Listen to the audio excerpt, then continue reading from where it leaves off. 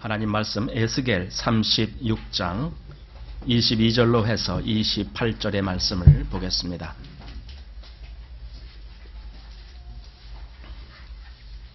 에스겔 36장 22절로 해서 28절 말씀입니다.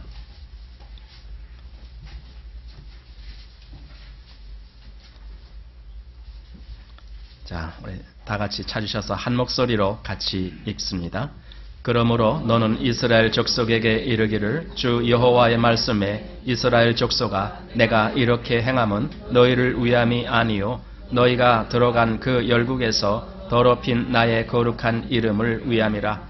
열국 가운데서 더럽힘을 받은 이름 곧 너희가 그들 중에서 더럽힌 나의 큰 이름을 내가 거룩하게 할지라. 내가 그들의 목전에서 너희로 인하여 나의 거룩함을 나타내리니 열국 사람이 나를 여호와인 줄 알리라. 나 주 여호와의 말이니라.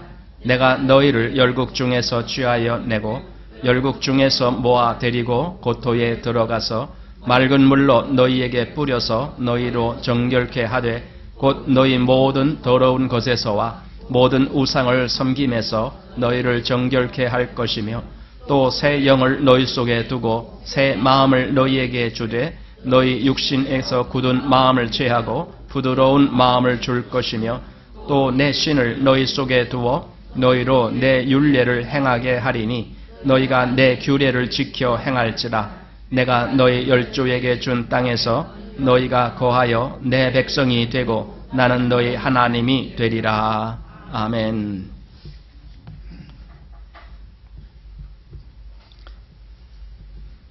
하나님이 그 아들을 세상에 보내신 목적은 세상에서 하나님의 백성들을 구원하시기 위함이다라고 우리가 지금 성경에서 봅니다.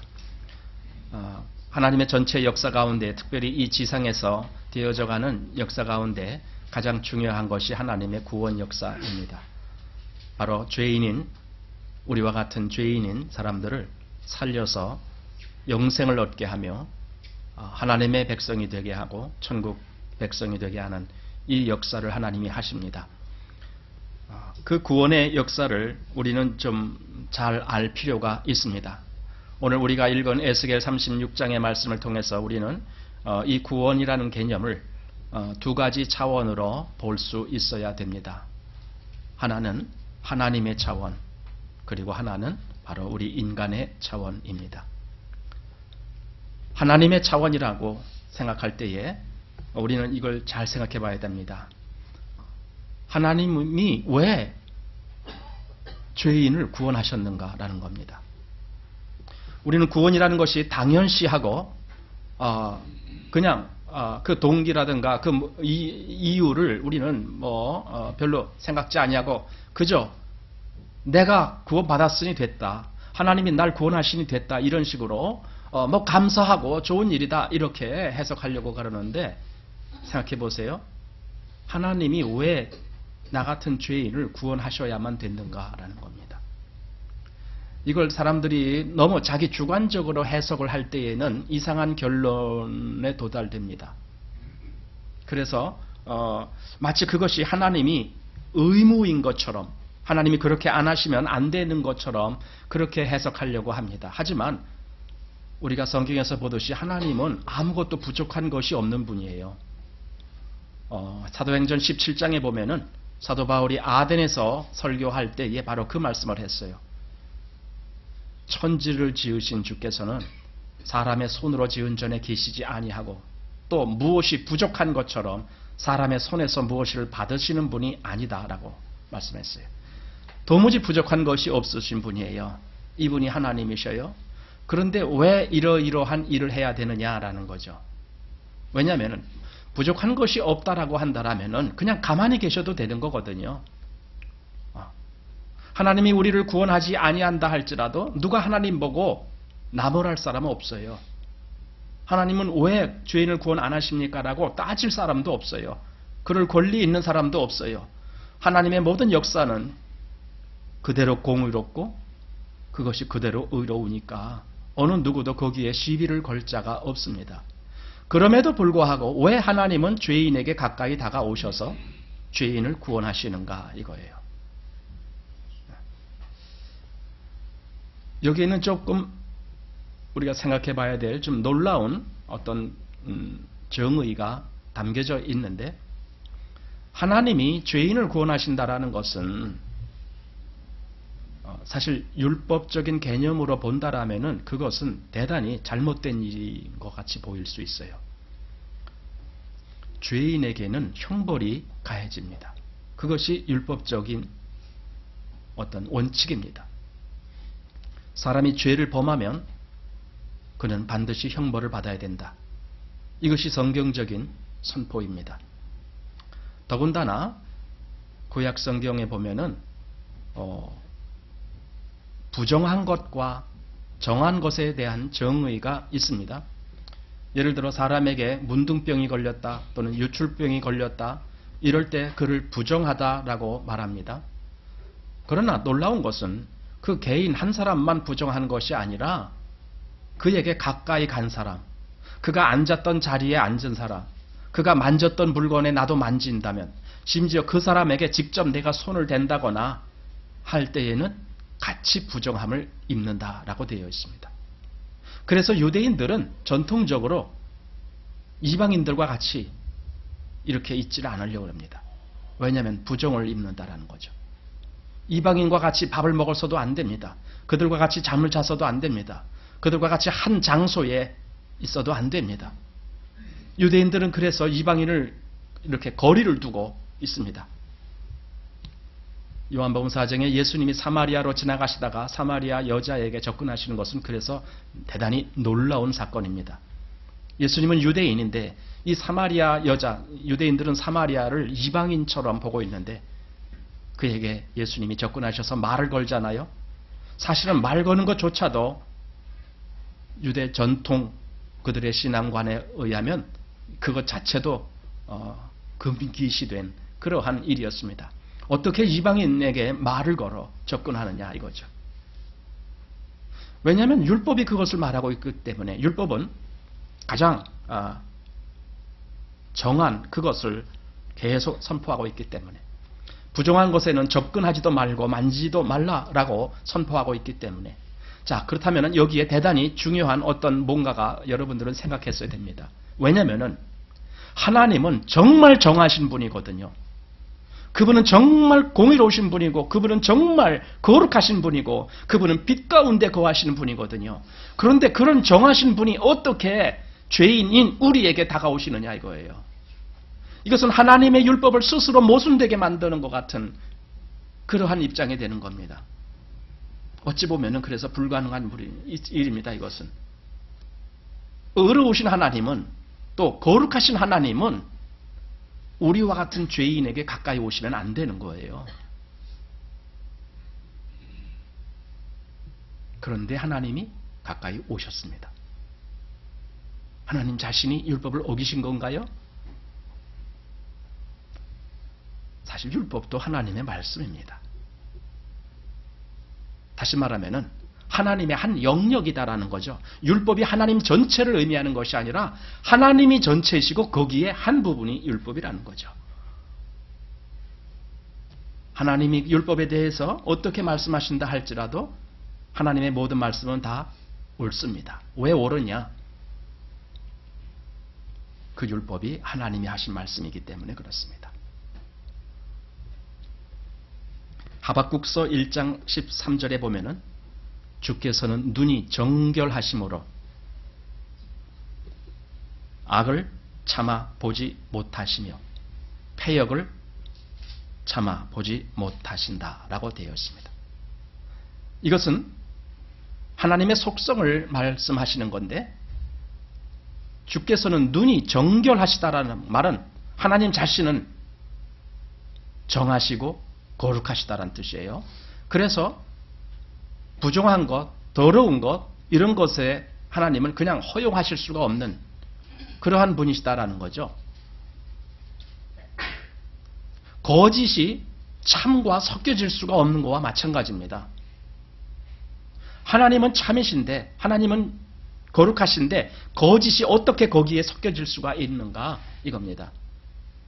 하나님은 그래서 악을 참아보지 못하신다는 거예요. 악을 그냥 허용하실 수가 없다라는 거예요. 그래서 율법이 나온 거예요. 율법은 악을 허용하지 않습니다. 레위기 보십시오.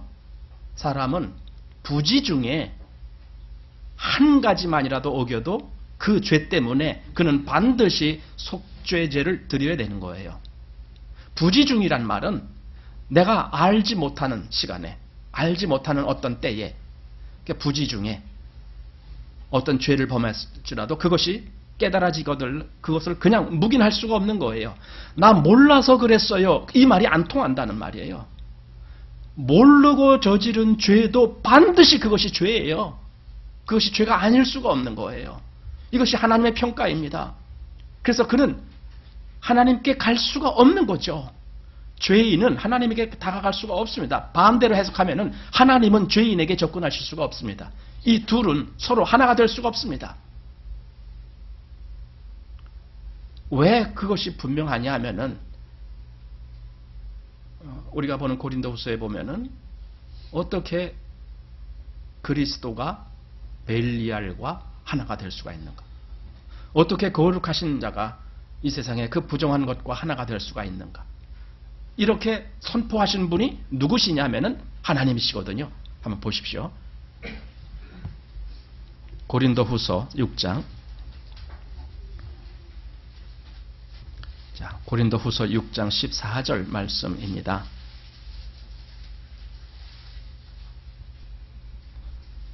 자, 14절부터 16절 말씀 함께 읽습니다.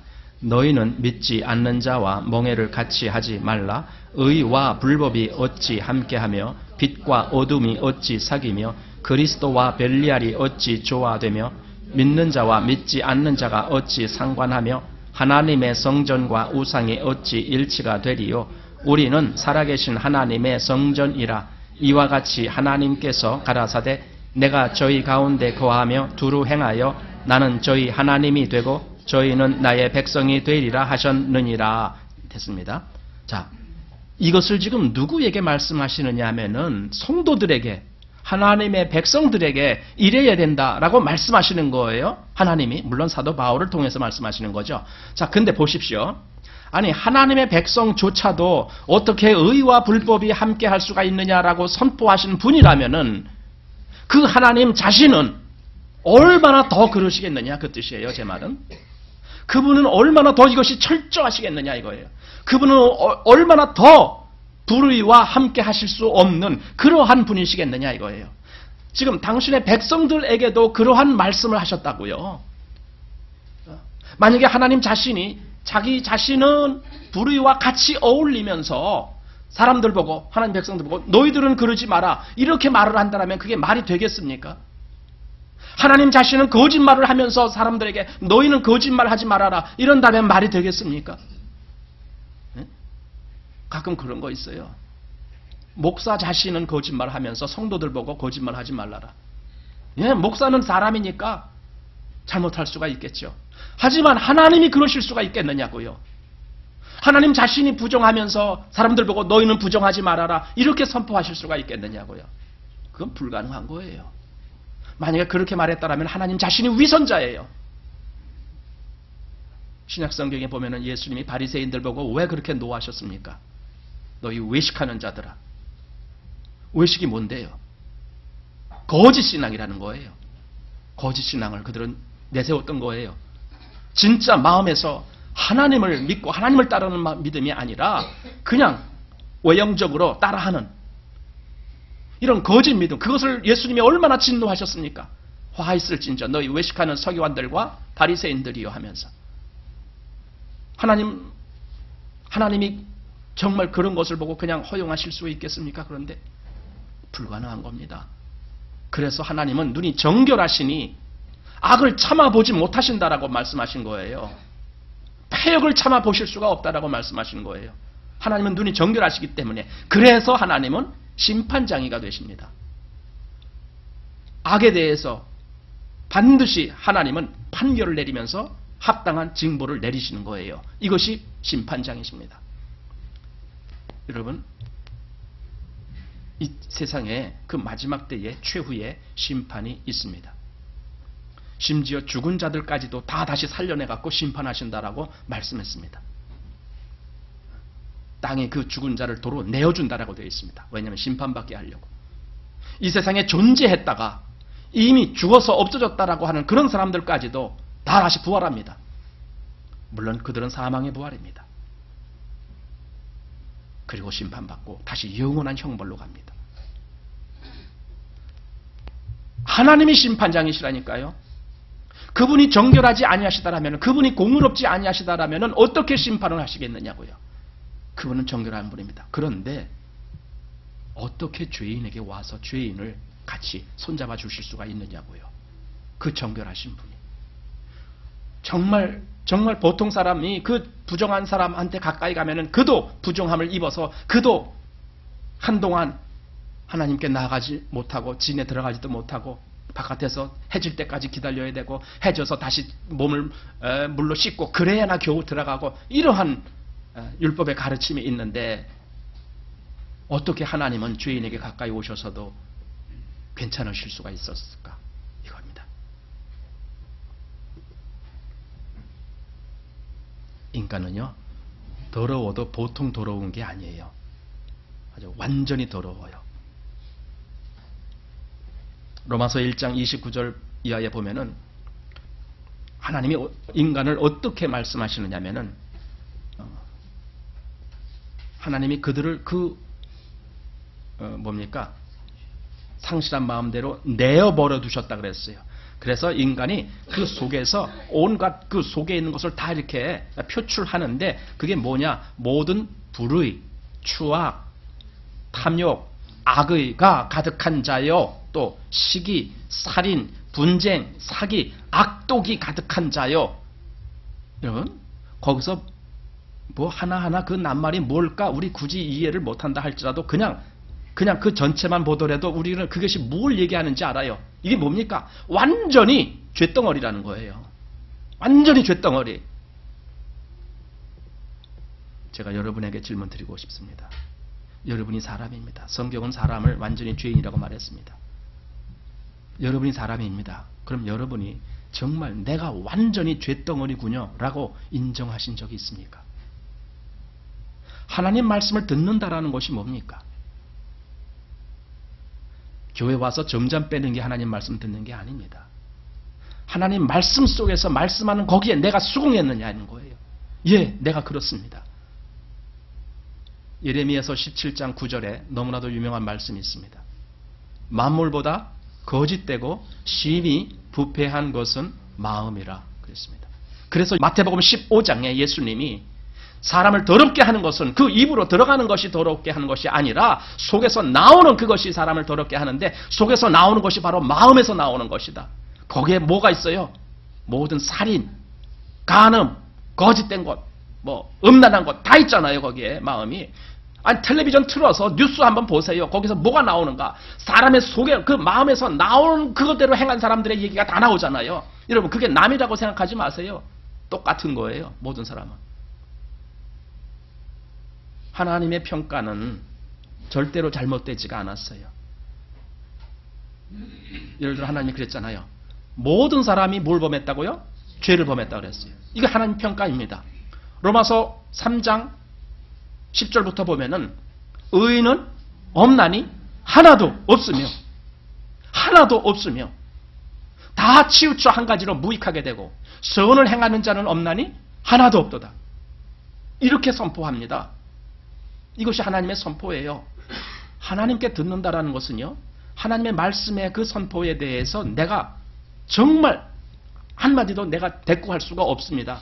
나는 그걸 그대로 들을 수밖에 없습니다. 예, 제가 바로 그런 자입니다. 라고 거기에 엎드리는 거예요. 이것이 하나님께 듣는 사람이에요. 여러분이 교회 생활을 많이 하는 게 하나님 듣는 게 아니에요. 여러분이 찬송가를 신나게 불렀다. 그게 하나님 듣는 게 아니라 그 말씀 앞에 내 마음이 꼬꾸라져야 되는 거예요. 예, 정말 제 마음이 그랬습니다. 사실요, 우리가 그렇게 더러운지 몰랐어요. 우리가 그렇게 죄인인지 몰랐다니까요. 저도 그랬다니까요.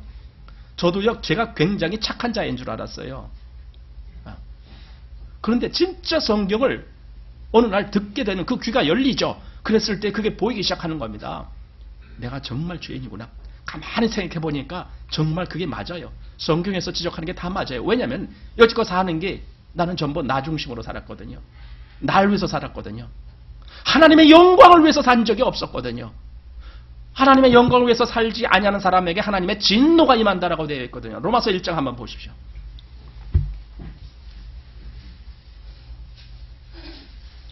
자, 로마서 1장 18절입니다. 하나님의 진노가 불의로 진리를 막는 사람들의 모든 경건치 않음과 불의에 대하여 하늘로 쫓아 나타나나니 이는 하나님을 알만한 것이 저희 속에 보임이라. 하나님이 이를 저희에게 보이셨느니라. 자, 19절까지만 본다라면 별로 뭐 큰 잘못 없는 것 같아요. 왜냐하면 사람의 마음에 하나님을 대충 알만한 뭔가 있다는 거예요. 이게 모든 사람에게, 왜냐, 하나님이 그 알만한 것을 넣어주셨으니까. 그래서 인간의 마음에는 하나님을 어느 정도 알 수 있는 그러한 영역이 있는 거죠. 그것조차 없다라면 어떻게 우리가 하나님을 찾을 수가 있어요. 그런데 어느 정도까지는 인간은 하나님에 대해서 추측하고 생각할 수 있는 길이 열려요. 이것이 하나님이 허락하신 거예요. 자, 그런데 보십시오. 20절. 창세로부터 그의 보이지 아니하는 것들 곧 그의 영원하신 능력과 신성이 그 만드신 만물에 분명히 보여 알게 되나니 그러므로 저희가 핑계치 못할지니라. 그러니까 하나님 나 몰라요. 나 모르기 때문에 못 믿었어요. 이건 핑계가 안 된다는 거예요. 자, 근데 이제 21절 보십시오. 하나님을 알되 하나님으로 영화롭게도 아니하며 감사치도 아니하고 오히려 그 생각이 허망하여지며 미련한 마음이 어두워졌나니 스스로 지혜 있다 하나 우준하게 되어 썩어지지 아니하는 하나님의 영광을 썩어질 사람과 금수와 버러지 형상의 우상으로 바꾸었느니라. 여기 나온 이 사람은요, 이가 무슨 살인을 했다거나 간음을 했다거나 그런 사람 아니에요. 그가 한 일은 뭔가? 하나님을 알면서도, 하나님을 알만한 지혜가 있으면서도 하나님께 뭘 안 했다고요? 영광 돌리지 않았다는 거예요. 첫 번째가 그거예요. 지금 하나님으로 영화롭게도 아니하며 이거예요. 하나님을 영화롭게 안 한 것이, 이것이 얼마나 큰 죄인지 이것이 보여야 됩니다. 그냥 나 의롭게 살았어요. 나 착하게 살았어요. 나 자선도 하면서 살았어요. 나 남에게 뭐 좋은 일 다 했어요. 그렇게 살았다느냐, 이게 문제가 아니라 당신이 하나님께 영광을 돌렸느냐 이거예요.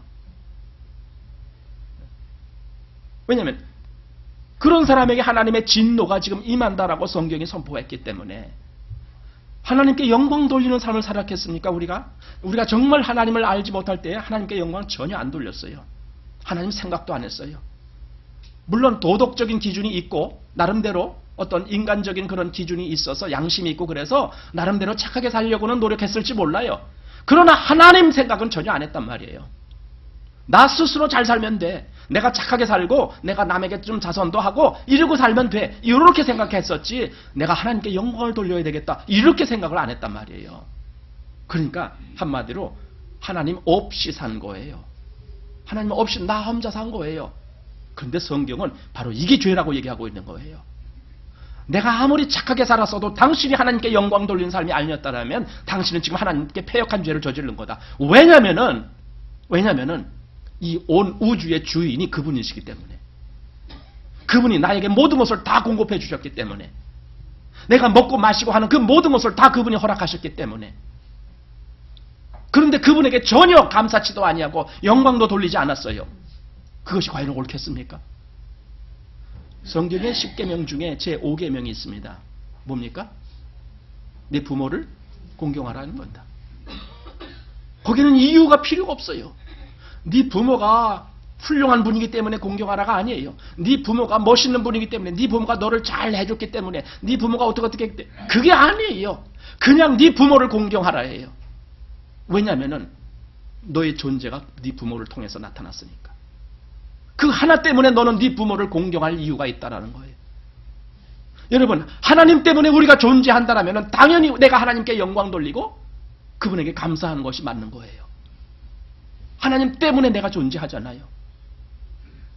왜냐하면 그분이 이 세상을 만드셨으니까. 그런데 내가 하나님께 감사치도 아니하고 그분에게 영광을 돌리지도 아니했어요. 그리고도 그것이 죄인 줄을 몰랐어요. 그러나 성경을 보니까 그것이 죄라는 것을 말씀해 주는 겁니다. 정말 하나님 없이 산다는 것이 이것이 죄구나. 그러니까 그 다음에 뭐라고 성경에 기록되어 있느냐면은 지금 로마서 1장 28절에 또한 저희가 마음에 하나님 두기를 싫어하며 이렇게 되어 있는 거예요. 마음에 하나님 두기를 싫어하는 거예요. 이것이 죄예요. 하나님 없이 살아가려고 하는 거예요. 그리고 지금 세상에 가고자 하는 그 길을 가만히 보십시오. 하나님을 배제하고 있잖아요. 하나님 없이도 우리끼리 잘 삽시다. 우리끼리 잘 삽시다. 우리끼리 평화롭게 삽시다. 이러고 있잖아요. 세상이. 하나님은 없어도 돼요. 왜? 우리끼리 잘하면 될 것 같으니까. 근데 그게 죄거든요. 마음에 하나님은 두기를 싫어한 거예요. 이게 죄거든요. 아주 중요한 죄입니다. 그것이. 요한복음 16장에 가면은요. 예수님이 그랬어요. 내가 가면은 내가 다시 너에게 보혜사를 보내주겠다고 약속하십니다.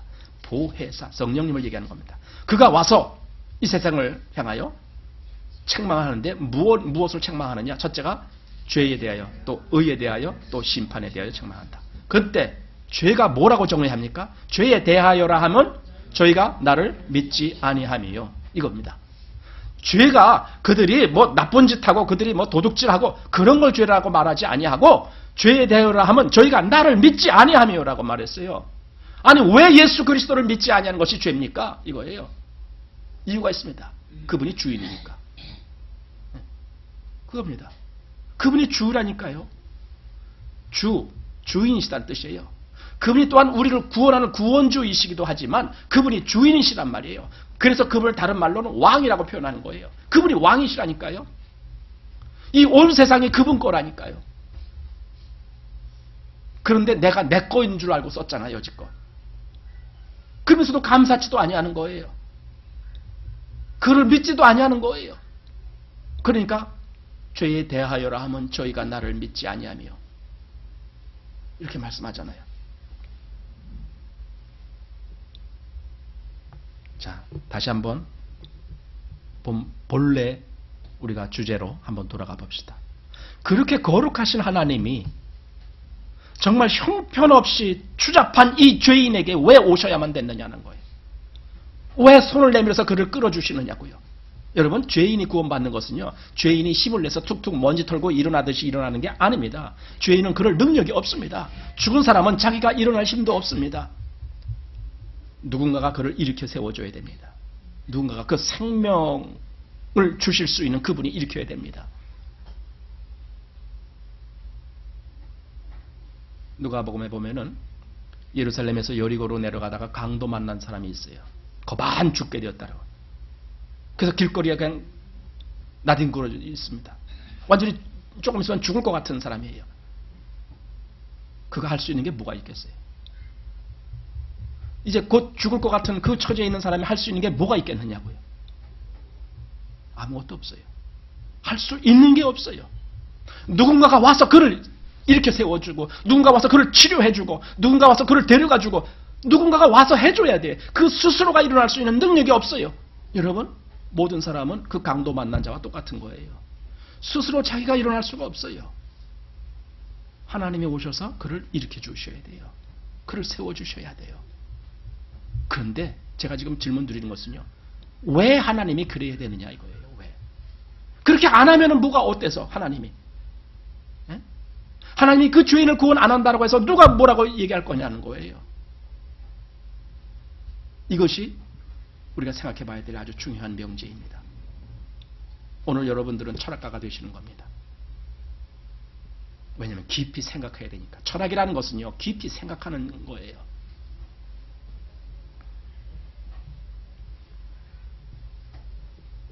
그분은 천지의 주제시다라고 했는데 왜 죄인인 우리를 그렇게 기억하시고 우리를 위해서 뭔가를 하셔야만 됐던가 이겁니다. 그 동기가 뭡니까? 하나님의 역사하시는 동기가 뭡니까? 요한 사도는 하나님이 하시는 그 모든 역사에는 바로 이 동기가 있었기 때문에 그렇게 하셨다라고 말씀합니다. 요한 1서 4장을 한번 보십시오.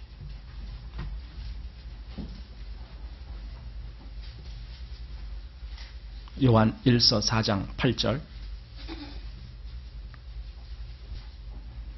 7절 8절 두 절 같이 읽습니다. 사랑하는 자들아 우리가 서로 사랑하자. 사랑은 하나님께 속한 것이니 사랑하는 자마다 하나님께로 나서 하나님을 알고 사랑하지 아니하는 하나님을 알지 못하나니 이는 하나님은 사랑이심이라.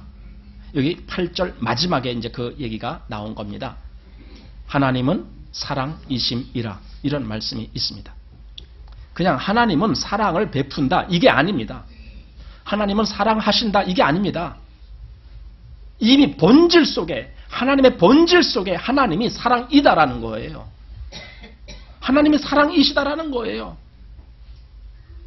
이것은요 본질을 어떻게 거스르거나 바꿀 수가 없는 속성이란 뜻이에요.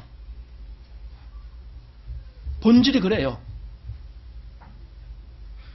이 온 세상에 어떤 힘이 늘 작용하고 있는 걸 아시죠? 뉴턴이라고 하는 과학자가 그걸 발견해냈어요. 그 힘이 있다는 걸. 사실은 그건 눈에 안 보이니까 그런 게 있는지 없는지 모르잖아요. 그런데 나중에 알고 보니까 그런 힘이 있어요. 그게 뭐냐? 만유인력이라는 힘이에요. 모든 물질은 그 질량에 비례하여 끌어당기는 힘이 있다는 거예요. 우리는 몰랐잖아요. 그런 것이 있는지. 그런데 이 뉴턴이 그걸 발견했습니다. 그래서 이 지구라고 하는 이 땅덩어리가 이게 어마어마하게 크잖아요. 이 질량이 어마어마하게 크다고요. 그래서 그 질량이 크기 때문에 뭔가 이렇게 잡아당기는 힘이 있어요. 그래서 우리는 지구가 이렇게 둥그러면은요, 요 위에 사람이 서 있는다는 건 이해가 돼요. 그죠? 위니까 사람이 서 있지. 잘 보세요. 지구가 둥글어요. 요거 어떤 때는 지구가 이렇게 돌아가요. 그럼 이 밑에서 이렇게 서 있어요. 그럼 어떻게 될까요? 뚝 떨어질까요? 응? 여기도 서 있는 사람이 있다니까요. 지금 우리가 지금 여기 서 있는 것 같아요? 여기 서 있는 것 같아요? 어떤 것 같아요? 지금 여러분이 어디에 있는 것 같아요? 몰라요. 우리는 솔직히. 우리는 항상 그냥 이 위에 있는 것 같아요. 하지만 지구는 둥그렇습니다. 여러분 지구 둥그런 걸 부인할 사람 계셔요? 옛날에는 그걸 몰랐어요. 옛날에는 지구가 편편한 줄 알았어요. 저 끝에 가면 낭떠러지 이렇게 알았어요. 그래서 항상 이 편편한 위에만 있는 줄 알았어요. 그런데 지구가 둥그런 거예요. 근데 어떻게 여기도 서 있는 건데 이 밑에도 이렇게 서 있느냐고요. 똑같이. 그리고 전혀 떨어질 위험도 안 느껴 우리는 이 밑으로 가도. 예? 그게 무슨 원리냐 이거예요. 이게 바로 힘이 있기 때문에 그래요. 중력이라고 하는 힘이 있는데 지구에서 지구가 끌어당기는 힘을 중력이라고 얘기를 해요. 여기에 있든 어디에 있든지 안심할 수 있게 만들어줘요. 끌어당기는 힘이 있다고요. 이게 속성이라는 거예요. 일종의. 어디 가나 똑같다는 거예요. 그리고 변할 수가 없는 거예요. 자연의 속성이에요. 이게 바로. 하나님에게 하나님이 사랑이시다라고 말을 하는 것은요. 하나님의 속성은 항상 그렇다는 거예요. 항상. 그건 변하지 아니한다는 거예요. 하나님의 사랑이시기 때문에 그렇게 안 하실 수가 없다는 거예요. 지금 사도 요한은 하나님은 사랑이시다라고 선포를 했어요. 그런데요, 하나님의 사랑은 인간이 생각하는 사랑하고는 좀 달라요. 인간은 솔직히 우리가 말하는 사랑이라는 개념은 하나님의 사랑 개념하고는 이건 달라도 보통 다른 게 아니에요. 아주 엄청나게 차이가 나요. 인간은요, 자기 기준의 사랑을 해요. 항상. 다시 말하면요, 자기가 좋으니까 사랑해요. 인간은 그래요. 여러분 중에 여기 결혼하신 분 중에 자기가 좋아하지도 아니하는데 사랑 때문에 결혼하신 분 계셔요? 좋아하지도 않아. 그런데 나는 원래 사랑이 많은 사람이야 하면서 결혼한 사람이 있어요? 제가 만약 그런 사람이 계시다면 제가 말씀드려요. 바보입니다. 그 사람. 왜 좋아하지도 아니하는 사람하고 결혼합니까? 사실은 그럴 사람은 없을 거예요. 옛날에 부모들이 강제로 본인의 의사와 상관없이 강제로 결혼하라고 했을 때 그때는 그럴지 몰라요. 네. 하지만 지금은 그럴 수가 없잖아요. 여러분 이게 무슨 뜻이냐면요, 인간이 하는 사랑은요 자기 감정에 그대로 이렇게 저촉을 받는다는 뜻이에요. 자기가 좋아하기 때문에 사랑하게 된다는 뜻이에요. 좋아하지도 아니한데 사랑하는 게 아니에요. 좋아하니까 사랑하는 거예요. 인간이 사랑이라는 게 그래요. 그래서 어느 날 좋아하지 않을 때가 와요. 전도서 보십시오. 사람이 날 때가 있으면 죽을 때가 있고 좋아할 때가 있으면 좋아하지 않을 때가 있는 거예요. 사랑할 때가 있으면 사랑하지 않을 때가 있는 거예요. 요게 인간의 사랑이란 변한다는 뜻이에요. 그걸 왜 변합니까? 인간은 본질이 사랑이 아니에요. 그래서 변하는 거예요. 그러나 하나님은 사랑이시다고 했어요. 이건 변할 수가 없는 거예요. 그 하나님이 역사하시는데 이 세상에 창조의 역사를 하셨어요. 왜 하셨을까요? 사랑이시니까 하신 거예요. 하나님의 모든 역사에 그 사랑의 기준이 있어요. 왜? 그분은 본질이 사랑이시니까. 왜 세상을 만드셨냐고요? 사랑 때문에 만드셨어요. 왜 거기다가 동식물 다 만드셨냐고요? 사랑 때문에 만드셨어요. 인간은 왜 만드셨어요? 사랑 때문에 만드셨어요. 하나님의 사랑 때문에 만드셨어요. 하나님이 나를 사랑하셨다는 것이 예수 그리스도를 보내서 나를 구원하시는 고기만 사랑이 있는 게 아니에요. 하나님의 모든 역사가 사랑으로 된 역사예요. 그래서 하나님은 사랑이시다라고 말씀하는 거예요. 그래서 우리를 구원하실 때 우리가 하나님 앞에 이뻐 보여서 구원하신 게 아니에요. 하나님 보시기에 우리가 이뻐할 구석이 한 군데도 없어요. 왜냐하면 이미 선포했으니까. 의인은 없나니 하나도 없다고 선포하셨으니까. 하나님이 인생을 살펴보려고 친히 하늘에서 내려오셔서 보셨다는 거예요. 그랬더니 정말 의인이 있는가 봤는데 의인이 하나도 없다라는 거예요. 다 치우쳐 한 가지로 무익하게 됐다라는 거예요. 하나님을 찾는 자도 없다라는 거예요. 이것이 인간의 아주 본질이에요. 인간의 본질은 무익한 거예요. 허무한 거예요. 그런데 하나님이 그 인간한테 오시는 거예요. 자, 우리 구약에 보면은 이스라엘 백성에 대한 말씀이 있는데 이스라엘 백성을 하나님의 백성에 대한 하나의 그 샘플이죠. 예표로 이스라엘 백성을 하나님이 이제 택하셨잖아요. 그러면서 하나님이 거기다가 하나님의 그 속성, 하나님의 마음을 다 이렇게 표현하신 대목들이 이제 구약에 많이 나옵니다. 이제 그 중에서 오늘 신명기를 한번 보기를 바랍니다. 신명기 7장입니다.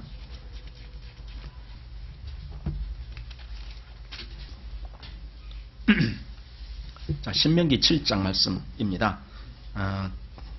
하나님께서 왜 이스라엘을 택하셔서 그들에게 너희가 바로 내가 택한 백성이다. 이런 말씀을 왜 하셨는지에 대한 그 이유를 우리가 여기서 좀 살펴보길 원합니다. 자, 6절로 해서 8절까지 세 절 우리가 같이 한번 읽습니다. 너는 여호와 네 하나님의 성민이라. 네 하나님 여호와께서 지상 만민 중에서 너를 자기 기업의 백성으로 택하셨나니 여호와께서 너희를 기뻐하시고 너희를 택하심은 너희가 다른 민족보다 수요가 많은 연고가 아니라 너희는 모든 민족 중에 가장 적으니라. 여호와께서 다만 너희를 사랑하심을 인하여 또는 너희 열조에게 하신 맹세를 지키려 하심을 인하여 자기의 권능의 손으로 너희를 인도하여 내시되 너희를 그 종되었던 집에서 애굽 왕 바로의 손에서 속량하셨나니 됐습니다. 하나님이 이스라엘을 하나님의 백성 삼으신 것은 그들이 수가 많아서도 아니고, 이게 수가 많다는 것은 그들이 꽤 그래도 볼만한 어떤 대상이라는 거죠. 근데 그래서도 아니고 또 뭐라고 그랬어요? 오히려 너희는 모든 민족 중에 가장 적은 그런 족속이다라는 거예요. 그런데 왜 하나님이 너희를 택하셨을까 하고 이제 그 의문을 가지고 이 말씀을 본다라면 그 해답이 여기 주어지는 겁니다. 그것이 8절입니다. 여호와께서 다만 너희를 사랑하심을 인하여 또는 너희 열조에게 하신 맹세를 지키려 하심을 인하여 자기 권능의 손으로 너희를 인도하여 내시되, 여기 이제 두 가지가 나옵니다. 하나는 사랑함을 인하여, 하나는 맹세한 것, 그 조상들에게 맹세한 것. 사랑이라는 개념하고 맹세를 지킨다라는 것은 공의의 개념입니다. 하나님이 의롭다라는 개념입니다. 그러니까 보세요. 하나님이 한번 말씀하셨는데 그 말씀을 어기면은 하나님은 의로운 분이 아니잖아요. 거짓된 분이잖아요. 그러니까 하나님은 그러실 수가 없어요. 이게 하나님의 속성입니다. 하나님의 속성 중에 바로 이 공의의 속성이 있습니다. 그런데 여기 또 나온 것이 뭡니까? 사랑이라는 겁니다. 하나님이 너희를 택하신 이유는 바로 이 두 가지 하나님의 속성 때문에 너희를 택하셨다. 하나님의 공의와 하나님의 사랑. 그걸로 너희를 택하신 거다. 자, 이걸 바꿔서 생각해 보십시오. 이제 하나님 편에서 그들을 택하실 때는 그랬습니다. 그럼 인간 편에서 내가 도대체 무엇 때문에 택함을 입었지? 했을 때 내가 잘난 구석은 한 군데도 없다는 뜻이에요. 내가 잘났기 때문에 택함 받은 거 아니라는 겁니다. 여러분, 인간들은요, 자기 대상, 자기 사랑의 대상을 고를 때에 어떻게 골라요? 눈 감고 하나 잡히면은 그래, 내가 널 사랑하겠다. 그럽니까? 어떻게 내 사랑의 대상을 고릅니까? 요거 저거 다 따져보잖아요. 얼굴은 잘생겼나? 키는 얼마나 큰가? 학교는 얼마나 공부 많이 했는가? 뭐 뻐드렁니는 아닌가? 뭐 별거 다 보잖아요. 아니, 인간이 자기 사랑 대상 고를 때 보십시오. 그냥 눈 감고 잡아서 내 사랑이다. 그럴 사람은 어디 있어요, 세상에. 인간은 그럴 수가 없어요. 그런데 하나님은 이스라엘이 뭐 잘난 구석이 있어서 사랑한 게 아니라니까요. 이걸 알아야 됩니다. 하나님은 자기 자신의 사랑이야. 그래서 자기 자신의 사랑의 본성을 나타낼 수밖에 없는 그런 속성을 가지신 분이 하나님이신 거예요. 인간하고는 달라요. 그래서 인간이 하는 사랑은 하나님 사랑하고는 다른 차원이에요. 사람들이 가끔 하나님이 흉내낸다고 우리 서로 사랑합시다라고 뭐 이렇게 하는데, 그러다가 며칠 못 가서 또는 몇 년 못 가서 또 이렇게 뭐가 안 맞아갖고 또 이렇게 갈라지고 그래요. 애초부터 그게 하나님 사랑이 아니었기 때문에 그래요. 왜냐면은 하나님의 사랑은 어떤 속성이 있느냐? 사랑은 오래 참고, 이 말이 있어요. 오래 참고. 그 하나님의 개념 속에 오래라는 개념은요, 영원토록이에요. 이게 영원토록. 한 10년 사랑하다가 관뒀다, 이런 사랑이 아니에요. 그 하나님이 이스라엘을 택하셨을 때 그 마음이 바로 이것 때문에 택했다라고 성경이 선포하는 겁니다. 이걸 좀 더 우리 한번 신랄하게 한번 이렇게 평가한 그런 말씀을 한번 보길 원합니다. 우리 에스겔 16장을 보십시오.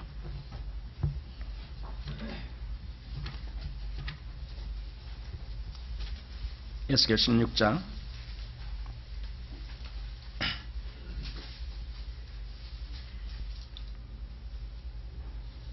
어디부터 보시냐 하면은요, 3절부터 해서 3절에서 6절 말씀까지를 보고자 합니다. 자, 여기도 우리가 같이 읽습니다. 이르시기를 주 여호와께서 예루살렘에 대하여 말씀하시되 네 근본과 난 땅은 가나안이요 네 아비는 아모리 사람이요 네 어미는 헷 사람이라.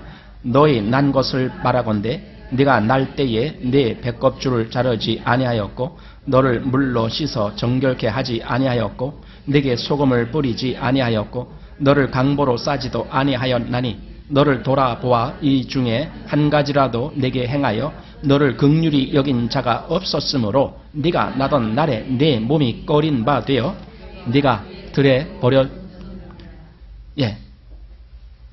그리고 6절까지 시작.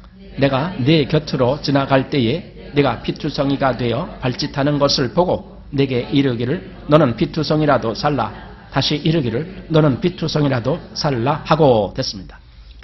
여기 보면은 이제 이것이 물론 이제 이스라엘에 대한 이야기입니다. 그리고 이스라엘에 대한 이 말씀이 결국은요, 나중에는 온 모든 사람들을 향한 말씀이기도 합니다. 왜냐하면 똑같이 죄인이니까, 이스라엘이나 우리나 똑같은 죄인이니까 하나님 보시기에 이제 그렇습니다. 자, 그런데 여기 좀 하나님이 이스라엘을 대하여 뭐라고 선포하느냐 하면은 3절에 보니까 이르시기를 주 여호와께서 예루살렘에 대하여 말씀하시되 네 근본과 난 땅은 가나안이요 네 아비는 아모리 사람이요 네 어머니는 헷 사람이라. 이게 무슨 말이냐면요, 이방인이란 뜻이에요. 네 근본이 이방인이라는 뜻이에요. 근본이. 너는 근본부터 내가 택한 그런 존재가 아니고 너는 근본부터 버림받은 자였어, 이 뜻이에요. 그러니까 혈통적으로 너는 가나안 족속이고, 사실 가나안 족속이 뭔 줄 아세요? 여기 지금 가나안 족속, 또 누구야? 아모리 족속, 헷 족속, 이들은요 구약에 보면은요 다 가서 진멸하라 그런 대상이에요. 살려둘 대상이 아니에요. 여러분 끔찍하지 않습니까? 그런데 이스라엘 보고 너도 원래 그랬다는 거예요. 너도 원래 거기서 났다는 거예요. 거기서. 그러니까 너의 출신으로 본다라면은 너가 사랑받을 만한 아무런 이유가 없다라는 거예요. 그런데 네가 피투성이었을 때 내가 너를 그래도 거뒀다는 거예요. 여러분 이게 이해가 됩니까? 도대체 하나님은 왜 그러셨습니까? 몰라요. 왜 그러셨는지. 그런데 성경은 말씀해요. 하나님은 사랑이시다는 거예요. 근본이 그렇게 이방인처럼 그런 본성을 갖고 태어난 존재라 할지라도 하나님이 그를 애초부터 완전히 버림받은 존재였는데 그냥 피투성이로 버림받았어요. 그런데 하나님이 그를 데려다가 그를 씻기고 키우고 닦이고 먹이고 다 하신 거예요. 이게 하나님의 사랑이다라는 거예요. 예. 오늘 읽은 에스겔 36장 우리가 22절부터 28절을 읽었는데 여기 앞에 두 절이 바로 그 내용을 말씀하고 있습니다. 자, 여기서 이제 조금 더 중요한 내용이 나오고 있습니다. 이제 하나님이 사랑이시다라고 했는데 그 사랑이 어떤 것을 나타내기 위한 사랑인지가 여기서 지금 나타내고 있습니다. 자, 22절 보십시오. 에스겔 36장 22절. 그러므로 너는 이스라엘 족속에게 이르기를 주 여호와의 말씀에 이스라엘 족속아 내가 이렇게 행함은 너희를 위함이 아니요 너희가 들어간 그 열국 중에서 더럽힌 나의 거룩한 이름을 위함이라. 보세요. 이스라엘이 열국에 다 포로로 잡혀가고 다 이렇게 되죠. 하나님이 왜 그렇게 하셨습니까? 그들이 하나님을 듣지 않았기 때문에. 이스라엘이 하나님을 듣지 않았기 때문에 하나님이 그들을 이방에게 잡혀가도록 허용하시잖아요. 그래서 아수르에게 잡혀가고 또 바벨론에게 잡혀가고 막 그러잖아요. 자, 그랬을 때에 어떻게 되느냐? 하나님의 이름이 모든 열방에서 하나님의 이름이 모독을 받게 돼 있어요. 왜 그러느냐? 이스라엘이라는 나라는 하나님을 대표하는 나라거든요. 그런데 그 이스라엘이라는 나라가 형편없이 다른 나라한테 다 패망했다 하면은 하나님의 이름이 모독을 받는 거예요. 그게 사람들이 그럴 거 아닙니까? 아니 하나님이 저 이스라엘을 택하셔서 이스라엘 보고 자기 백성이라고 칭하셨는데 저 이스라엘 보십시오. 얼마나 형편없는 백성이니 다 나라가 망해갖고 다 이렇게 다 여기저기 붙잡혀가고 그랬습니까? 그러니까 하나님 당신도 형편없는 하나님 아니요. 요렇게 된단 말이에요. 하나님이 그러기 때문에 이스라엘을 끝까지 그 이방한테 내버려둘 수가 없어요. 어떻게 하니까 하나님이 다시 그들을 불러 모을 거예요. 하나님의 이름이 그 땅에 떨어진 하나님의 이름이 다시 세움받게 하기 위해서 하나님 다시 모은다니까요. 우리가 읽진 않았지만은 그 앞에 바로 그 내용이 나옵니다. 16절부터 해서 우리가 읽기 그 직전 21절까지 바로 그 내용이 나오는데 자 여기 20절 말씀 보십시오. 그들의 이른바 그 열국에서 내 거룩한 이름이 그들로 인하여 더러워졌나니 곧 사람들이 그들을 가리켜 이르기를 이들은 여호와의 백성이라도 여호와의 땅에서 떠난 자라 하였음이니라. 그러니까 하나님이 도대체 그들의 왕이신데 하나님이 도대체 뭐 하신 거야? 이런 거란 말이에요. 그래서 하나님께 욕이 되는 거예요 이게. 자 그래서 21절 그러나 이스라엘 족속이 들어간 그 열국에서 더럽힌 내 거룩한 이름을 내가 아껴노라. 하나님은 당신의 이름이 모독을 받는 것에 대해서 반드시 회복시킬 것입니다. 신약에 보면은 로마서에서도 그 말씀이 나와요. 바로 유대인들 때문에 하나님이 모독을 받는도다 그랬잖아요. 그거 하나님이 그냥 놔둘 수가 없어요. 다시 회복하십니다. 지금 여기서도 그래서 하나님 이름이 다시 회복되어야 되기 때문에 하나님은 이스라엘을 다시 불러오겠다는 거예요. 그런데 이제 그 일을 하시는 과정에서 하나님이 지금 선포하시는 겁니다. 내가 이렇게 행하는 것은 여기 지금 여기 22절 내가 이렇게 행함은 22절 중간입니다. 내가 이렇게 행함은 너희를 위함이 아니요 너희가 들어간 그 열국에서 더럽힌 나의 거룩한 이름을 위함이라. 이겁니다. 하나님이 역사하시는 일 가운데 가장 중요한 것이 바로 이겁니다. 우리는 하나님이 우리를 사랑하셨으니까 그래서 우리를 구원하셨다라고만 얘기하려고 그래요. 여러분 여기서 지금 하나님이 이스라엘을 구원할 때에 그 이방에 잡혀간 이스라엘을 구원할 때에 하나님이 이스라엘을 사랑하기 때문에 구원한다. 이런 말, 예, 있어요, 분명히. 이스라엘을 사랑했다는 말 있어요. 하지만 그것이 첫째가 아닙니다. 첫째는 하나님 자신의 이름을 위해서. 이겁니다. 하나님은 하나님 자신의 이름을 위해서 일하십니다. 우리를 구원한 것도 마찬가지예요. 예, 우리를 사랑하신 거 맞아요. 그분은 정말 우리를 사랑하셨어요. 그러나 그 구원 역사의 첫째가 뭐냐? 하나님의 이름을 위하여입니다. 하나님의 이름을 위한다는 말은 다시 말하면은 하나님의 영광을 위하여란 뜻입니다. 제가 지난번에 한 2주 전에 그 주제로 또 설교 드렸죠. 하나님의 영광을 위하여. 우리가 또 오늘 다른 차원으로 지금 또 다시 보는 겁니다. 하나님의 영광을 위하여. 하나님의 자신의 영광을 위하여 역사하시는 거예요. 자, 여기 지금 마저 읽습니다. 23절. 열국 가운데서 더럽힘을 받은 이름 곧 너희가 그들 중에서 더럽힌 나의 큰 이름을 내가 거룩하게 할지라. 내가 그들의 목전에서 너희로 인하여 나의 거룩함을 나타내리니 열국 사람이 나를 여호와인 줄 알리라. 나 주 여호와의 말이니라. 여기 하나님이 그렇게 역사하셔서 결국이 어떻게 되느냐? 열국 사람이 나를 여호와인 줄 알리라. 이렇게 되는 거예요. 이게 다시 말하면은 모든 세상이 그래 저분은 진짜 하나님이시다. 예? 진짜 하나님이시다. 이렇게 될 동안 하나님이 역사하시겠다라는 거예요. 그게 무슨 말입니까? 온 세상이 그분에게 영광을 돌리는 거예요. 하나님을 하나님으로 바라보는 것이 영광 돌리는 거라니까요. 하나님을 하나님으로 바라보지 못하는 것이 하나님을 무시하는 거예요. 그러니까 내가 아까 아까 좀 전에 얘기했잖아요. 로마서 1장 보면서 모든 사람이 죄를 범했는데 하나님 진노가 왜 임하느냐? 그들이 하나님을 영화롭게도 아니했으니까. 하나님께 영광 돌리지 않았으니까. 그건 다시 말하면은 하나님을 하나님으로 인정 안 한 거잖아요. 그때 하나님은 그들에게 진노를 내리시는 거예요. 하나님은 당신의 이름이 모독받는 것을 그냥 묵과하실 수가 없습니다. 그래서 반드시 그것을 다시 돌이키게 하십니다. 모든 영광의 주인이 그분이시기 때문에 그렇습니다. 그분은 진짜 영광 받으셔야 될 뿐이지 어떤 피조물이 영광 받을 존재가 아닌 거예요. 그래서 하나님이 이스라엘을 다시 구원하시는 이유가 거기 있습니다. 하나님의 이름. 복음서에 보면은 예수님이 종종 기적을 행하시는 대목이 나옵니다. 예를 들어 가장 첫 번째 기적이 뭡니까? 가나의 혼인잔치집에서 있은 물을 포도주로 만드는 사건입니다. 여러분 왜 그 포도주 만드는 사건을 왜 했습니까? 예수님이 뭐 때문에 하신 줄 아십니까? 하나님의 영광 때문에 했습니다. 하나님께 영광. 보십시오.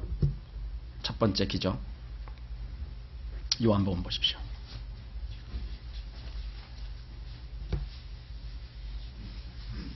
자, 요한복음 2장 이제 여기 1절부터 바로 그 사건이 나오는데 우리 다 보지는 않을 겁니다. 마지막 11절 말씀만 보려고 합니다. 그 결과, 이 기적을 일으킨 결과 어떻게 됐는가? 11절 같이 시작. 예수께서 이 처음 표적을 갈릴리 가나에서 행하여 그 영광을 나타내심에 제자들이 그를 믿으니라. 자, 무엇을 나타내셨어요? 영광. 기적을 통해서 영광. 예수님의 모든 기적을 통해서 예수님은 바로 이 영광을 나타내십니다. 그리고 예수님이 나타내시는 이 영광은 하나님께 대한 영광입니다. 그것 때문에 예수님 영광 나타내신 겁니다. 왜냐하면 요한복음 17장 1절에 보니까 아버지여 아들을 영화롭게 하사 아들로 아버지를 영화롭게 하게 하옵소서 이렇게 말씀했거든요. 그러니까 여기서 지금 예수님이 영광을 나타낸다 할지라도 그건 예수님 자신을 위한 영광이 아니고 아버지께 영광 돌리기 위한 영광입니다. 모든 기적이 목적이 있는데 바로 하나님께 영광입니다. 하나님께 영광이 돌려지지 아니하는 기적은 그건 하나님 기적이 아니에요. 그건 사단의 기적이에요. 악한 자의 기적입니다.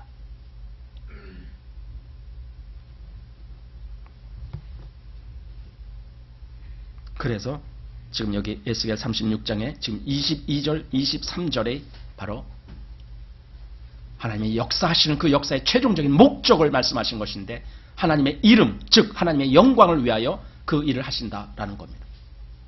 이제 두 번째 주제가 나옵니다. 그럼 인간 차원에서 우리가 그 구원을 어떻게 받아들일 거고 도대체 그것이 왜 우리에게 임했는지 그리고 그 결과가 무엇인지 이런 것에 대해서 우리가 좀 한번 생각을 해봐야 됩니다. 다시 오늘 본문 에스겔 36장 이제 24절부터입니다. 여기 보면은 우리말에는 그 표현이 잘 안 되는데 한번 일단 읽어보고 시작하겠습니다. 자, 24절. 내가 너희를 열국 중에서 취하여 내고 열국 중에서 모아 데리고 고토에 들어가서 맑은 물로 너희에게 뿌려서 너희로 정결케 하되 곧 너희 모든 더러운 것에서와 모든 우상을 섬김에서 너희를 정결케 할 것이며 또 새 영을 너희 속에 두고 새 마음을 너희에게 주되 너희 육신에서 굳은 마음을 제하고 부드러운 마음을 줄 것이며 또 내 신을 너희 속에 두어 너희로 내 율례를 행하게 하리니 너희가 내 규례를 지켜 행할지라. 됐습니다. 자, 여기 이제 두 가지가 나옵니다. 하나님의 역사의 그 어떤 두 가지인데 첫 번째는 여기 지금 24, 25절 이게 뭐냐면 더러운 자를 정결케 하는 일을 하신다라는 거예요. 더러운 자, 더럽힘을 받은 자를 정결케 하는 역사. 그 다음에 26절과 27절 말씀을 보면은 그 다음에는 이건 정결케 하는 일이 아니에요. 정결함을 받은 자를 그 다음엔 어떻게 하느냐? 새롭게 만든다는 거예요. 그 안에 새 영, 새 마음을 넣어주셔서 그래서 어떤 새로운 존재가 되도록 그렇게 만드시겠다는 겁니다.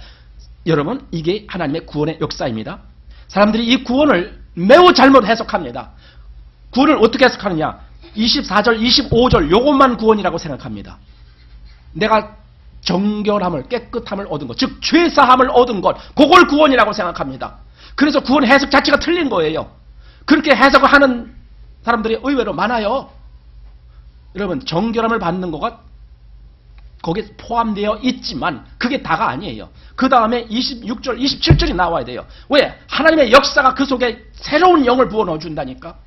그래서 그가 살아가는 것이 바뀌게 만든다니까요. 그러니까 고린도 후서 5장 17절에 뭐라고 했습니까? 누구든지 그리스도 안에 있으면 새로운 피조물이라는 거예요. 여러분, 그냥 죄 사함만 받은 거는 새로운 피조물이 아니에요. 그건 용서받은 거예요. 그건 나 용서받았습니다. 나 죄참 받았습니다. 그걸 끝난 거예요. 그러나 내가 새롭게 됐는가? 그건 몰라요.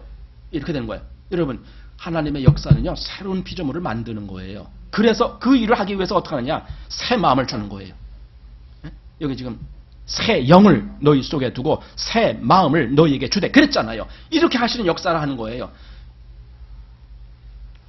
이제 시간이 오늘 조금 길 것 같은데요. 여러분 배고프셔도 조금 참으시기 바랍니다. 자, 이제 두 번째 주제 들어갔기 때문에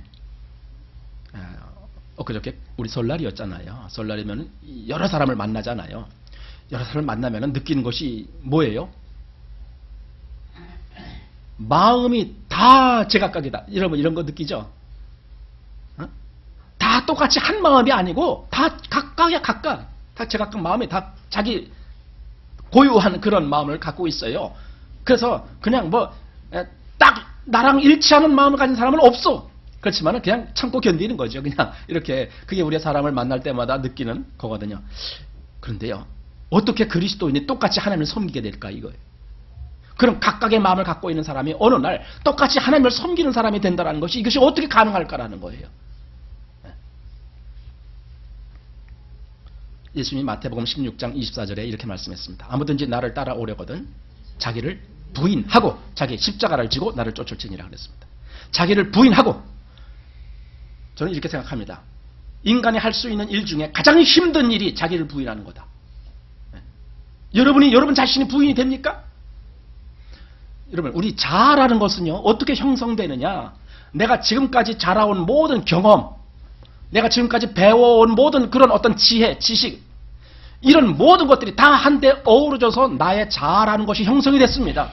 다시 말해서 이것은요, 하루 이틀 사이에 형성된 것이 아니라, 제 나이 올해 이제 56입니다.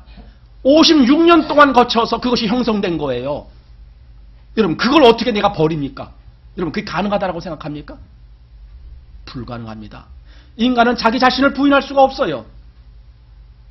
그런데 예수님이 말씀하신 거예요. 아무든지 나를 따라오려거든 자기를 부인하고.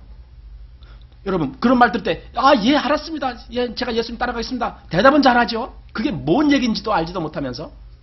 여러분, 인간으로는 그건 불가능한 얘기예요. 하나님을 믿으려고 애써도 안 되는 이유가 거기 있습니다. 그건 불가능한 얘기예요.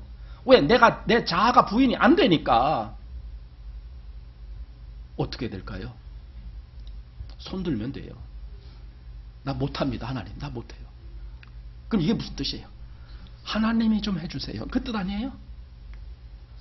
하나님 앞에 손을 들었어요. 내가 그걸, 오늘부터 내가 정말 나를 부인하려고 여러분, 해보세요. 되는가? 예수님이 베드로한테 뭐라 그랬냐면은, 베드로가 물었어요. 형제가 내가 잘못하면은 몇 번을 용서하리까? 7번까지 하리까? 대단한 거죠. 7번을 참는다는 거지. 그랬더니 예수님이 70번씩 7번이라도 하라. 그게 무슨 뜻이에요? 너는 불가능하다는 뜻이에요. 너는 할 수 없다는 뜻이에요. 사람들은 그런 걸 보면서 자꾸만, 그러니까 우리 열심히 하자. 정말 우리 정말 용서하는 거, 이렇게 자꾸만 그렇게 잘못된 시각으로 보기 때문에 그래요. 인간 자기 본질을 모르고 보기 때문에 그렇게 보이는 거예요. 그거 우리 보고 열심히 하라는 얘기가 아니라 너희 불가능하다는 뜻이에요. 그게. 여러분, 정말 우리가 누구를 용서할 때 70번씩 7번이나, 즉 490번 용서해 본 적이 있습니까? 똑같은 일을 가지고. 아무리 참아도 서너 번이에요. 우리는. 나중에는 어떡합니까? 폭발하는 거지 뭐. 너 내가 지난번 용서해줬지, 그 전에도 용서해줬지, 지금이 벌써 10번째야. 오늘은 절대 용서 못해. 이렇게 되는 거예요. 안 그래요, 여러분? 만약에 안 그러다면 여러분들은 다 부처님이세요. 정말 우리는 490번 용서 못합니다. 제발 좀 인정할 건 인정을 하셔야 됩니다. 그런데 그렇게 합시다라고 열심히 내, 요걸 종교성이라고 말하는 거예요. 특별히 기독교인 중에 이런 사람들이 많아요. 불가능한 것을 분명히 알면서도 그렇게 하려고 애쓰는 거예요. 예? 이게 기독교 종교성이라는 거예요. 성경이 말하는 것은 기독교 종교성을 말하는 게 아니에요. 오히려 성경은 너희는 죽은 자다는 거예요. 너희는 죄인이라는 거예요. 너희는 할 수 없다는 거예요. 그래서 누가 합니까? 사람이 할 수 없는 그것을 하나님은 하시나니 그런 거예요. 여기 이스라엘을 불러서 그들에게 새 영을 넣어주시고 새 마음을 넣어주시는 것이 누가 하는 거예요? 하나님. 지금 여기 우리말에는 그 표현이 잘 안 됐지만은 여기 한번 보십시오. 24절에 제일 앞에 내가, 그죠? 내가, 이게 내가가 누구예요? 하나님이. 내가 너희를 열국 중에서 취하여 내고, 이게 하나님이 하신다. 그 다음에 또 열국 중에서 모아들이고, 여기도 사실은 내가라는 말이 생략된 거예요. 내가 너희를 열국 중에서 모아들이고 고토에 들어가게 하고, 그 다음에 또 25절 내가 맑은 물로 너희에게 뿌려서, 이렇게 그 내가라는 말이 계속 생략됐어요. 실제로 원래 보면은 여기 내가라는 말이 8번 나와요. 내가 한다, 내가 한다, 내가 한다, 내가 한다, 이렇게 말씀하시는 거 하나님이 지금. 그러니까 우리를 그리스도 안에서 새 사람 만드는 것은요, 우리가 오늘부터 열심히 잘 합시다 이렇게 해서 되는 게 아니라 하나님이 그렇게 하시겠다는 뜻이에요. 내가 하는 일은 뭡니까? 성경에서 우리에게 요구하시는 일 딱 하나 있어요. 너는 내가 하는 걸 너는 믿으라는 거예요. 요거 하나만 요구하세요, 우리에게. 믿으라는 거 뭡니까? 하나님을 인정한다는 뜻이에요, 그게. 예, 하나님이 그렇게 하시는군요. 제가 그걸 믿겠습니다. 그렇게 인정하고 그분이 하신 것을 믿으면은 그분은 내 속에 뭘 넣어줬다고요? 새 영을 넣어주고 새 마음을 줬다는 거예요. 그래서 우리가 새롭게 뭔가를 할 수 있게 돼요. 그때 비로소. 그때야 비로소 새롭게 뭔가를 할 수 있다니까. 그 전에는 불가능한 거예요. 그래서 결과가 어떻게 되느냐? 여기 지금 24절, 25절은 그들을 정결케 하는 역사를 하시고, 그 다음에 26절, 27절은 우리 마음을 새롭게 하는 역사를 하셔갖고, 그 다음에 결과가 28절입니다. 자, 28절 같이 시작. 내가 너희 열조에게 준 땅에서 너희가 거하여 내 백성이 되고 나는 너희 하나님이 되리라. 이것이 결과입니다. 진짜 하나님의 백성과 또 그들의 하나님이라는 이 관계가 딱 성립이 되는 거예요. 그리고 요한계시록 제일 마지막에 가보세요. 거기도 이게 딱 나오잖아요. 그러니까 성경의 기록의 목적이 바로 여기가 와 있어요. 바로 하나님이 우리의 하나님이 되고 우리가 그의 백성이 되는 것. 이스라엘을 애굽에서 건져낸 이유도 바로 거기에 있었습니다. 나는 너희 하나님이고 너는 내 백성이다. 이걸 말씀해 주려고. 이거 하나님의 구원입니다. 이게 하나님의 구원은 사람들처럼 그렇게, 어떤 사람들처럼 그렇게 얄팍한 죄사함 그런 것만 얘기하는 게 아니에요. 우리를 새 사람 만들기를 원하시는 거예요. 그래야 진짜 하나님 백성 되니까. 우리 안에 새 마음과 새 영을 넣어주시는 거예요. 이건 하나님이 하시는 일이에요. 우리가 만들어낼 수가 없는 거예요. 우리가 노력한다라고 되는 게 아니에요. 이건 하나님이 주시는 거니까. 사복음서에 보면은 예수님이 여러 기적을 행하실 때에, 예를 들어 문둥병자, 날 때부터 소경된 자, 또 38년 된 병자, 또 십몇 년 동안 혈류병으로 앓아있는 자, 다 보세요. 그 아픈 자들이 한 일이 뭐예요? 없어요. 없어. 그냥 예수님께로 나온 것 그 하나예요. 그러면 그 병을 고친 것은 전적인 예수님이 하시는 거예요. 우리를 하나님 백성 만드는 역사도 똑같아요. 지금 여기 이스라엘에게 내가 너희를 이렇게 하겠다, 이렇게 하겠다라고 그 말씀한 8번이나 말씀한 그 내용과 똑같은 거예요. 내가 이렇게 하겠다 계속 말씀하시는 겁니다. 그래야 하나님 백성이 된다. 지금 이렇게 말씀하는 겁니다.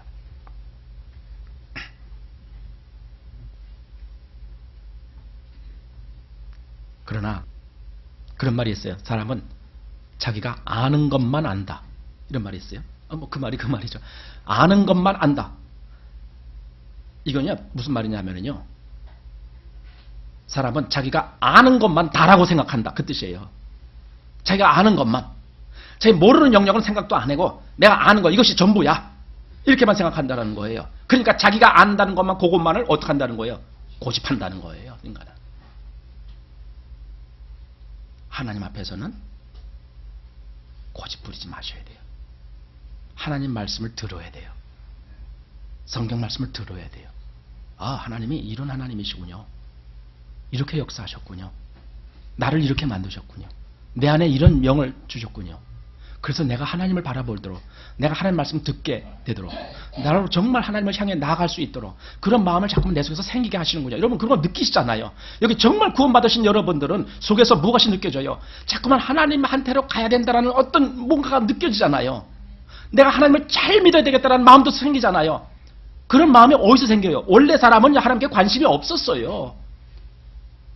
하나님을 알되 하나님으로 어떻게 했다고요? 영화롭게도 아니하고 감사치도 아니하고 오히려 그 마음이 어떻게 됐어요? 허망하여져서 미련한 마음이 됐다고. 여러분 그게 원래 본질이에요. 그런데 우리 마음에는 이제는 세상을 쫓아가는 것이 아니라 어떻게 해서든지 내가 하나님을 쫓아가야 되겠다. 물론 잘 안 되는 경우도 있지만은 그래도 마음에 그게 생겼어요. 이 마음이 어디서 생겼을까요? 하나님이 지금 내 안에 새 신, 새 영, 새 마음을 넣어주셨다고요. 그 마음은 하나님을 쫓아가게 만드는 거예요. 이것이 하나님의 역사입니다. 그래서 비로소 이제 하나님 백성으로 사는 그 길을 걸어갈 수 있도록 만드신다니까요. 자, 하나님은 이 전체 역사를 왜 하실까요? 처음 질문 다시 돌아간 겁니다. 왜 우리를 새롭게 만들고 왜 우리에게 새 마음을 주고 이런 것까지도 왜 하실까요? 이유가 하나입니다. 하나님의 영광 때문에. 바로 여기서는 그것이 하나님의 이름으로도 나왔어요. 하나님의 이름. 그 이름을 위해서.